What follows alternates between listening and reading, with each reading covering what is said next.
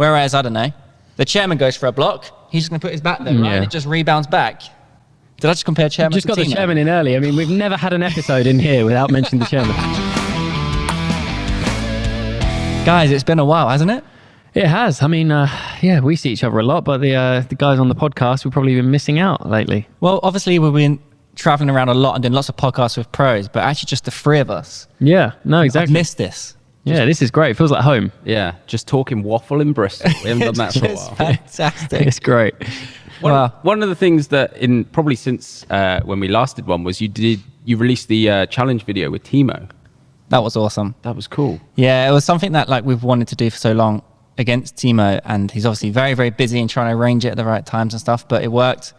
Dane was there playing, Tom, Beast. So yeah, we all got to just give our best against him. And obviously, if you haven't seen the video, no spoilers, but yeah, obviously it didn't go my way at all, but the others did okay, but it shows how good Timo was. It was fascinating actually watching. Even Dane and Beast on the side was like, how is he so good? We've played many pros, but Timo had something different. It was weird. What, like more spin or more timing? Or So Christian Colson once said, because when Christian Colson first moved to Düsseldorf, he got to train with Timo, right? And I was like, Christian, it must be so cool training with Timo, right? And he was like, yeah, it's amazing. Like I did a practice with him the other day, and for 5 minutes, he didn't actually miss a ball. So I'm playing for a whole 5 minutes of the exercise. He didn't miss any. I think it's just his safety. He has like this kick on. So literally, I think what it's due to is when he's under pressure, Timo, even if you attack first, he has like this kick shot sort of thing on both sides. So he's always got like good arc. You know, it's like all the time. Like, it's like good spin and safety. Whereas other players are a bit more flat or they get caught out. So if they're out of position, the ball quality gets lost. Whereas Timo somehow kept it kicking. Yeah, I think a lot of like the younger players are trying to copy that now. If you look at like Felix Lebrun, he never blocks, right? He's always like adding a little kick to it, and that's maybe not just Timo, but it's maybe part of it is like learning from that one key element. Yeah, that makes sense. And then your safety's higher. So even if someone attacks you first, like I remember me and Beast was on the side, Dane did a crazy forehand to Timo's backhand, and Timo just like kicked it. Oh, there's the mic. It went cross court, and then actually Dane's under pressure from it because all his spin's coming back to him. Whereas, I don't know, the chairman goes for a block, he's just going to put his back there, right? And it just rebounds back. Did I just compare chairman Just to got Timo? the chairman in early. I mean, we've never had an episode in here without mentioning the chairman. Chairman and Marlon. Marlon actually didn't get brought up in the Vita Danny pod. True. As I was editing it, I was thinking, we That's shocking. We let Marlon down there. Well, we mentioned him now in this one, so that's good. We got that out. What percentage, like level of percentage, do you reckon Timo was playing to against you? Like, is he still at like 60%, just chilling? No, well, I mean, the thing is, he was trying to beat us as comfortable as he could, right? We said to him, give your best and just hammer everyone, which made it great. So I feel like he is obviously trying like full out, but then like during the rally, maybe he can probably feel like, oh, I'm in control here, so he will ease off a bit. But I think he was trying to win as comfortable as he could. Yeah, but maybe not every shot 100%. You know? Also, like, I think we did the filming at like 11 a.m. and I just found out he was training from 9 a.m. So he had already done like an hour and a half practice. So he's in his 40s now, so a bit more tired. And I was thinking, oh, he might be knackered here. He might just be struggling. But he still brought so much energy and like... He had to play Bundesliga the next night as well. Yeah, on his retirement night. That was a crazy night. But yeah, he's so... he's great. What a sportsman and so safe. Like, he just didn't miss. And his serving as well, actually. Yeah. His serving caught you out a few times. Remember the reverse one? Crazy. And you push one, it goes in the net. Next one, it flies off. And it looks the exact same. You can see like contact point and everything. It's just... Yeah, to me, it was just, hard to read. Yeah, so you're like, oh, that's backspin. Oh, no, it's not. It just goes off. And a bit like when you play Per Garel. Remember how nuts his serves were? But Timo's doing it in like a very traditional, simple, textbook way. Yeah. Like, whereas Per Garel, you're like, okay, he's coming in with the big shunts and stuff. Whereas Timo's doing very basic, simple stuff, which looks very textbook. So, but it's kind of the same about his whole game, really, though, isn't it? Okay, he's got that like whippy fast arm, but quite a lot of it's like relatively. It's nothing like outrageous. Like like Truls, for example, does those crazy chop blocks and punches. Like Timo shots are all quite standard edition, if you like, but he's just so good at it. I feel like the Timo trademark is the backhand, like from off the table when he puts the little right-hander. Yeah, and it like curves right on. Yeah, and it's like it saves himself. Often he's out of position there, and he somehow just chucks it in, almost like a forehand topspin mid-distance, right? And he does one in that rally where at that at T2 when he's playing Chuang Chi-Wan and he does the hand swap. The one before he does like that big backhand, then he switches to his right hand, like he's like doing a forehand like Dan. Yeah, that's the great clip. Your film, you caught it. Yeah, I was going crazy. And I was like, he swapped hands. He swapped hands.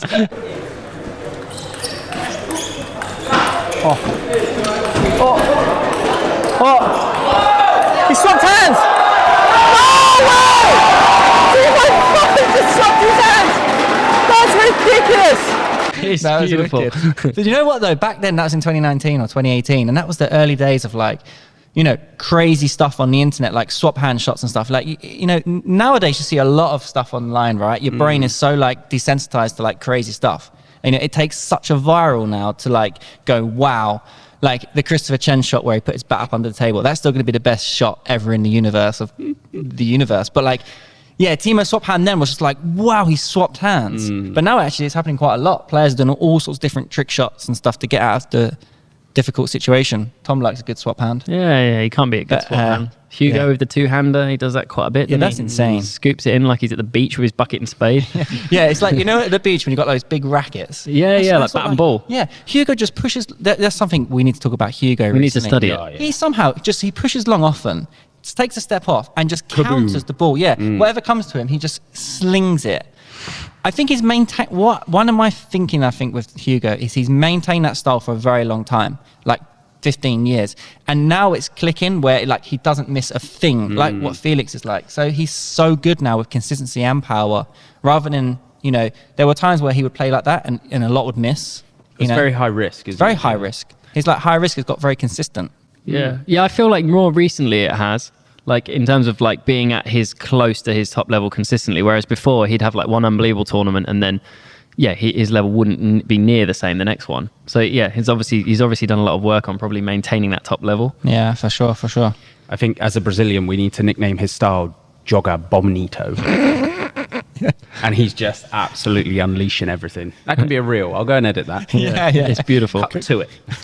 I mean, aside from that, we've also been in India recently at UTT as well. That was one hell of a wild trip as well, as always. Good fun in India. It was, yeah. We've got some great challenges coming up from there as well. And the team there in UTT are fantastic, aren't they? Got some lovely kit. Of course. Head of merch. Head of merch. Joe literally got one T-shirt from every team. Like more or less. Every training session now, I see Joe in the pod, right? He's like, oh, there's the Umumba shirt. No, he's got a different top on. It's fantastic. The problem is a few of them were in small and I'm not. I've been eating well this last year. I'm not small anymore. So yeah, but we Makes you make look it strong. work. Oh, talking about that. Oh, that's a good thing to bring up in the pod. You guys, Dan's looking at me like, oh no, he's brought it up. You guys are going on a little battle to try and build up the fitness and get into better shape, right?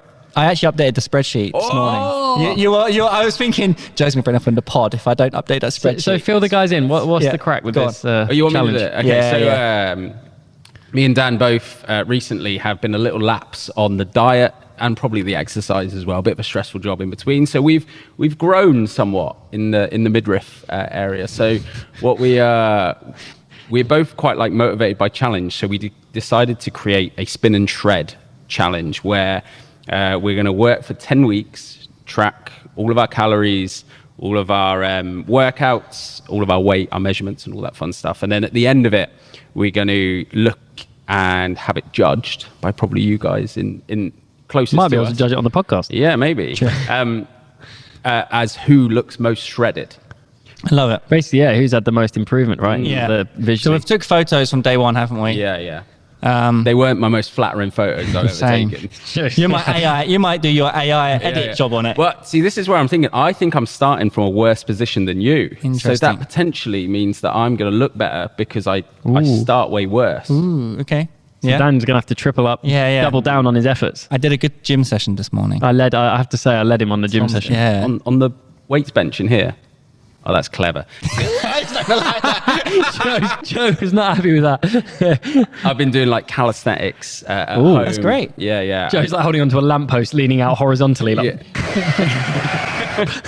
I'm gonna get a kettlebell. I've actually been very smart. I've been trying to do it sustain. Have you? I'm gonna take one home. I'm trying to do it like sustainably. So I drank a lot of fizzy drink. I had a lot of like sweets or like donuts and like sugary treats. My coffees are always like large lattes, caramel. So you're exactly the same. So this week for me has been about breakfast, lunch, dinner, like no 10 p.m. snack. Coffee is like espresso only drinking water, and then a few kind of like workouts along the way. Can we overlay Homer Simpson going, donuts? It sounds like you're going well so far, Joe. So I'm going. Obviously, I've just had a root canal this morning. That'll So- stop you eating fizzy drinks. Well, and exactly, yeah. All that. How did you have a root canal and still be able to do the podcast? High performance. That's Yeah. commitment. Such a high performer. Because Yeah. did they numb you up as well? Yeah. So you're not feeling No, it a they little just bit? dug around in there like the M4 roadworks. Come on. Yeah, but I usually you get like numb and then, you know.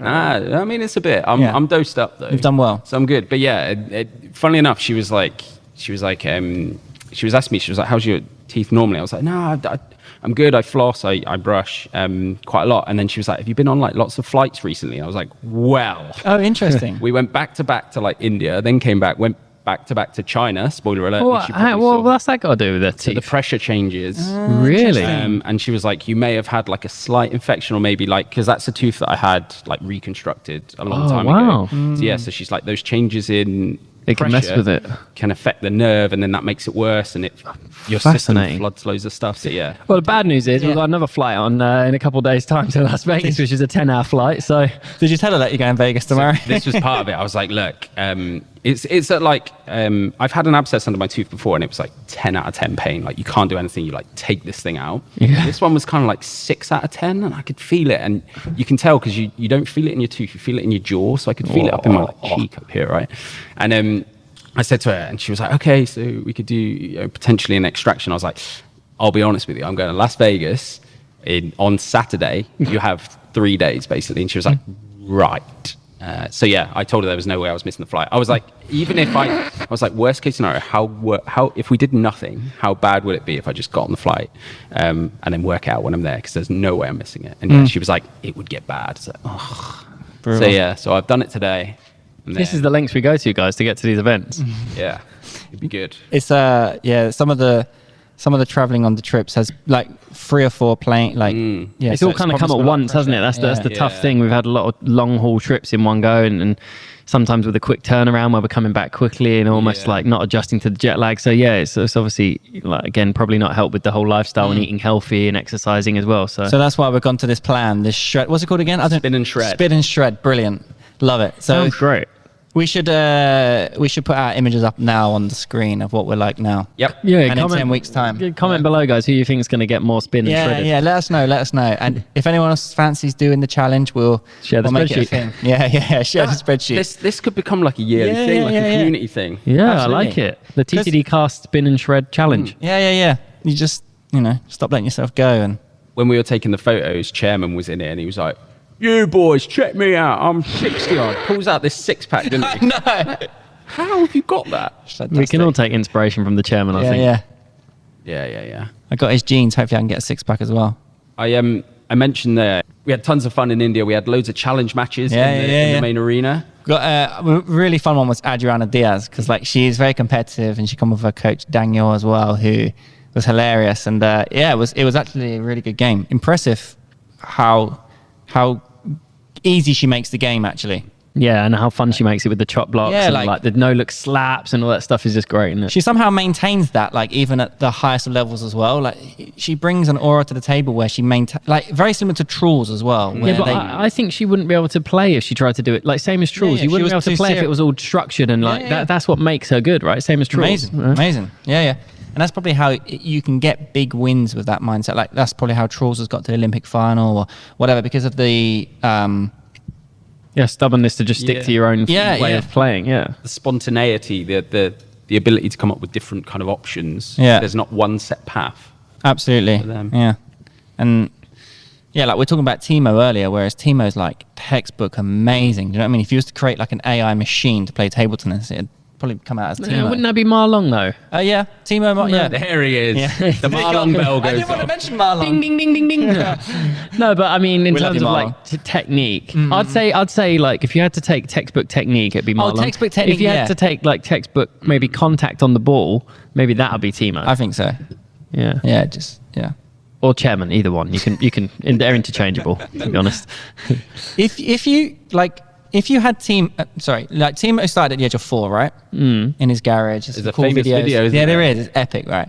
If Timo tagged along and did the exact same... You mean sorry. chairman? If chairman tagged along and did the exact same number of hours of practice, the same hit, the same ball, the same training, the same school, everything, same diet, would Chairman at least be a professional table tennis player? Not a hope in hell.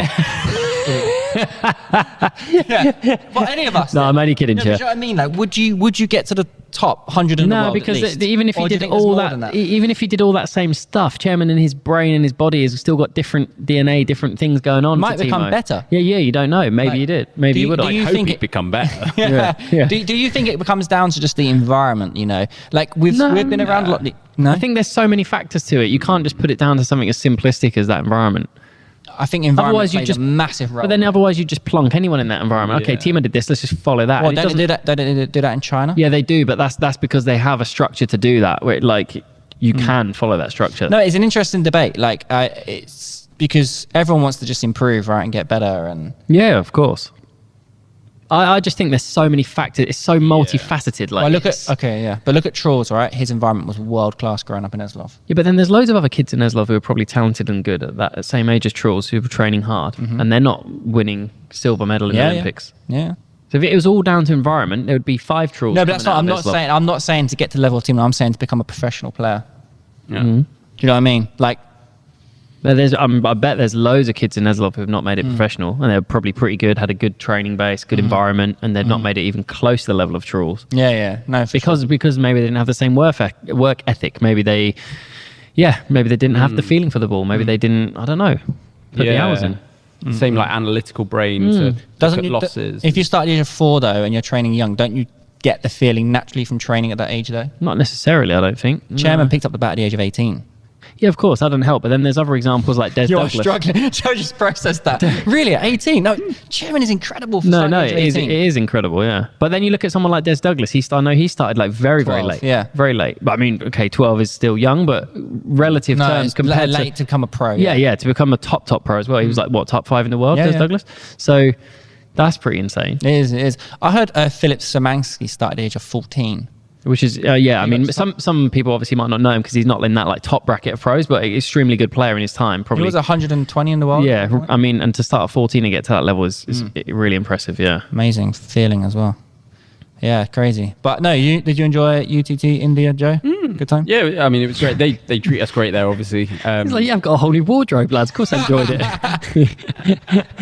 yeah, coming away, just pinching everyone's stuff. But yeah, no, we shot some really good stuff. We, had lots of fun, ate really well. They really, really do. I know Hospitality is world class there, isn't It's it? unbelievable, yeah. they even treat us like kind of pros, which is, just really, really good. Shot some really cool stuff. We got to shoot with Ankur Bhattacharjee, who I was really looking forward to. And in the kind of week leading up to it, he hit that insane backhand with Adriana. Oh, in the doubles. Was that in the doubles? Yeah. That's Where awesome. It's almost like one of those ones where you just swing as hard as you can and just somehow it flies on. And he just happened to hit it in like a huge great. event. Yeah. And Adriana's reaction is just class. So anyway, we got to shoot with him. That was really, really cool. He was completely different to what Was I was expecting. Yeah, same. Yeah, because on the table, he's very like Trulls, like very almost borders on the line of arrogant if you didn't know him. He swaggers about, doesn't he? And he was the complete opposite. Yeah, really like nice, humble, chilled guy, wasn't he? If he stays on the same trajectory for the last 2 years and how he's improved, if he does the same thing for the next 2 years, he is going to mess someone up at the Worlds or Olympics be on interesting. the big stage. Yeah, because of that style as well. got no that fear. Yeah, no Yeah. fear. Yeah, and he's 18, isn't he? 19. Yeah, like, yeah. just young, fit. You know, who was his coach again? At UTT. Oh, for Kolkata. Swedish guy. Genuinely. Tobias okay. Bergman. Yeah. He goes to me, this Ankur is going to be unbelievable. He's going to be a problem. He needs a real couple of problem. big players to play against. He said he's ridiculous. Yeah. In the training hall, he was like doing some multi-ball. He's like, he's just unbelievable. I was that's interesting, yeah. It's like, I was just saying, like, he's, got all the shots and the fearlessness, which can Yeah. probably help in pressure moments. He's just won a bronze in the under-19s Worlds with in mixed doubles. Wow, okay.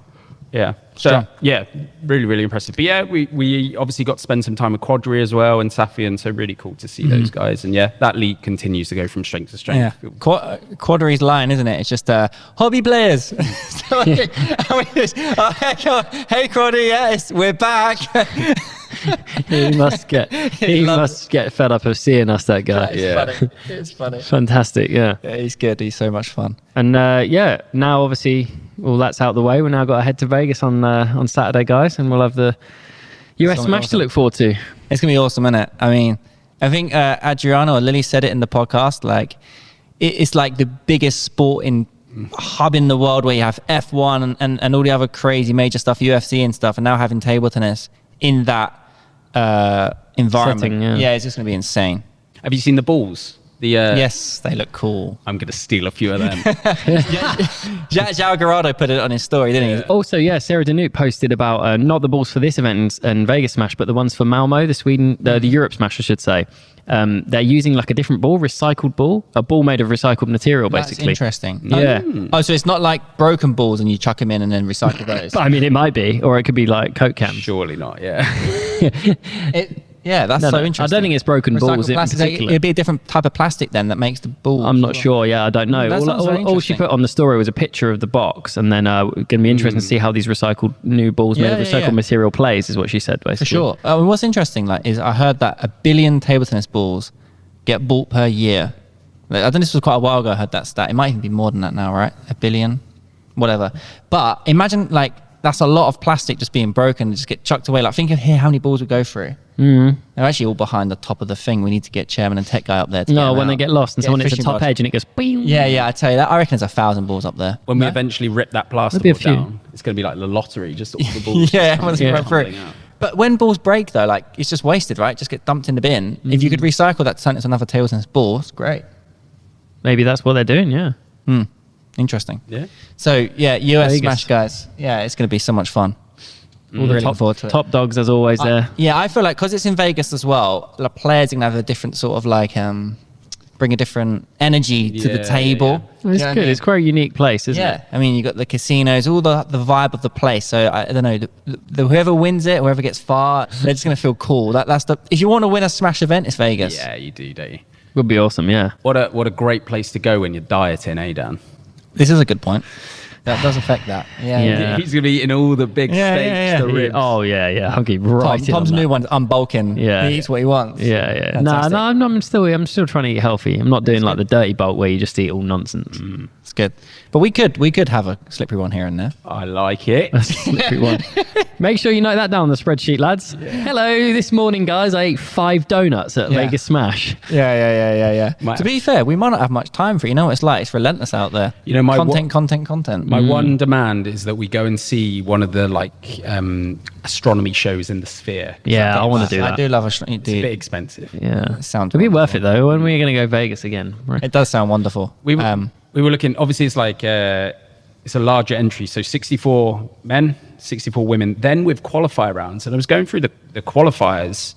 The people in the qualifying round, especially for the men, there's Christian Carlsen's in there, Chirita, who we recently filmed. Harbison. Yeah. That's And insane, Hamid isn't it? Desai's in there as well. It's always mad looking at the Smash events. You look at the qualifying, you're like, yeah. The qualifying could be its own tournament. It's that Yeah. strong. It pretty much is, right? If you just called it the US Smash 2, it would be a world-class tournament. Yeah. To be fair though, anyone who comes through the qualifying, they're like, "Wow, I've done well there. That's a great achievement And then almost in you're itself." and then you're like, I'm into the main arena. Oh, now it's Wayne Chuchin. Yeah, into the Shark Tank. Yeah.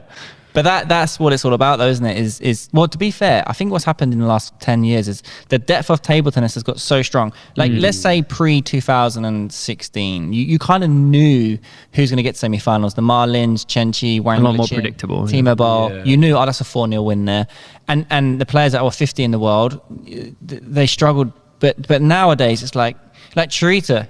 He could take out anyone, you know. It's like Tom Jarvis. Tom Jarvis, He's in yeah, the he took out qualifiers. Dan Chu The recently. gap's closed now, isn't It it? really has, yeah. So it has made even qualifying stages super interesting. It's interesting. It's going to be on Jeweler equipment. They're the table sponsor at least. So again, I'm not aware of any other WTT tournament that's been on Jeweler equipment. So That's true. Whether that brings about. That's true. I mean, all tables are different, and Yeah, tables, for sure. balls, even venues, obviously. Less familiarity, right? You're not as used to this table, and whether that brings about some changes. No, it has a real difference. The tables, right? It's almost like tennis now with the ground. But what's the event that Darko Jorgic always wins? Oh, the Europe top 12. Yeah, or so the top T-bar 16. tables, he's known for just flying on those things. He's a monster. And not saying it's just down to the table, but I've heard from players being that- comfortable in the conditions definitely doesn't hurt you, does it? So, get a Judah table, start training on that. I'm going to bring my PlayStation Portal, and my aim again is to try and play a game of Warzone with Darko and Patrick Franziska. Is that what they play, yeah? Yeah, They mentioned that, didn't they? Yeah, nice. They'll be good at it. You'll probably beat them, won't you? I probably invest a lot more hours into it than they do. They're doing backhands, you're doing Warzone. Yeah. I've spent a lot of time in there. Should we talk about the women? Because there's a big draw as well for them. I think even more so on the women's side. Obviously, it's still very Asian dominant. We've got to be honest. Yeah. Like with the top 4 seeds, I think the top 4 are all Chinese players, right? The top 4 seeds.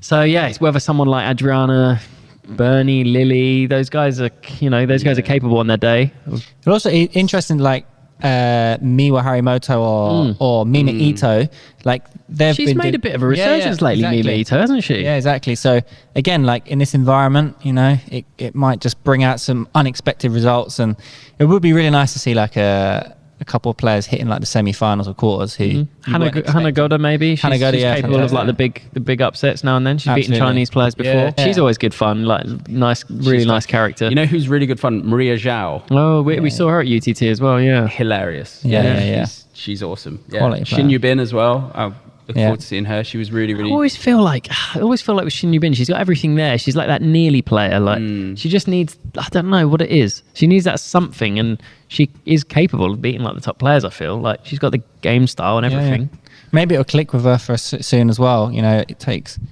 time, especially against the top Chinese players. It's so tough. It's precise in the women's game as well. It's all very close to the table, short, so tough. snappy stuff where you have to be like really on your game with timing and stuff. Whereas I feel like in the men's you can drift off a bit and get into the rallies. The women's is a lot about like that quick reaction time, very precise. It feels like stuff. Like the top 2 are almost untouchable as well. Wang Manyu and Sun Yin Cha they feel like they're unreal. 3 or 4 levels above everyone Yeah, else. unreal. I'd love to see Sung Yin Sha against like the top men's players, wouldn't it? Like I don't know, Sung Yin Sha versus. Give me a name, guys. Hugo. I mean, Hugo will just... But that's maybe a bad example, Hugo, because he's got that totally different style of... And power, power's the biggest differentiator between men and women, right? They've done this in tennis, haven't they, recently with Serena Williams, where she's played someone who was... I can't remember what the ranking was of the man, but he wasn't even top 200 or something. Well, she says she's come on interview in the past and said, oh yeah, like if I played Andy Murray, I'd lose like 6-0, 6-0, 6-1, 6-1, whatever. Which is, I mean, in tennis, there is more power. There is so much more power. But there's more physicality, isn't there, in tennis? Whereas table tennis, Sung Yin Sha, like I would love to see her, against whoever. Well, they used to do like Chinese trials together, didn't they? Like I remember, with like against Fan Zhendong. Yeah, but I think they did it with like a head start or something, or it was from like 5-all or 8-all. There was a lot of them. They were doing it 8-all, so like Fan Zhendong versus Chen Meng 8-all. Actually, we did release that video in what the cup. Marlon against Cheng Meng. Yeah, that was cool. That was interesting to see. I mean, Marlon did win all the sets, but no, he didn't win all the sets. Chen Meng did win one. And also, they were doing a slightly weird format of match as well. It wasn't like 5. standard sets to 11. But Marlon Klaxon goes off again. Yeah, but that's but Marlon. Chen Meng was competing with him though, like in the rally for sure. Whereas some, guy Marlon crushes a load of players, right? Yeah. So it's interesting, but I'd love to see that setup just to know how good the Chinese women are. That could be one of our first TTD Would be exhibitions. Awesome. I would love that. You know who, if you gave me a blank check and said, go and do me an exhibition in the pod, the first person I'm putting down is Simon Gauzy. Oh, you're a big... Yeah, he's... I mean, he's the showman, isn't he? I cannot wait to see the showman in the city of showmans. Yeah, Vegas. I think he's going to do some crazy stuff as well. He's insane. That back, when that backhand he does around the net in one of those events. Oh yeah. And against Yan Jin Kun. That backhand he does is just, it's a joke. It's another one like that anchor one where he just hits it as hard as he can, flat, and it flies on. I always like the chop to then the run in. Right, that one's good as well. He did one against Trolls recently. It's insane. Like the save thing and then ran in. He's great. Yeah. You said create a list of who you want on the pod, and he was my number one. Yeah, he's at the top. Yeah, hopefully we get him in Vegas. Oh, that'd be good. We should be getting Dmitry Otrov, guys, because in Chongqing, Otrov was like, Dan, I'm so sorry I have to go, but just message me. We're doing it in Vegas. Be cool. So yeah, Otroff, we've called you out. Yeah. Let's get a good Don't chat forget with you. Dima. Yeah. But yeah, no, Vegas is going to be awesome. It's going to be really good. Nice. Right, sign us off, Dan. Nice one, guys. As always, you can check out WTT in the links in the description. Also, there's an epic website called ussmash.com where you can get all the latest results, videos, and fixtures of the upcoming US Smash. So yeah, be sure to check it out, guys. It's going to be a lot of fun. Yep, we'll see you guys all soon in the next episode. Cheers, guys. Cheers.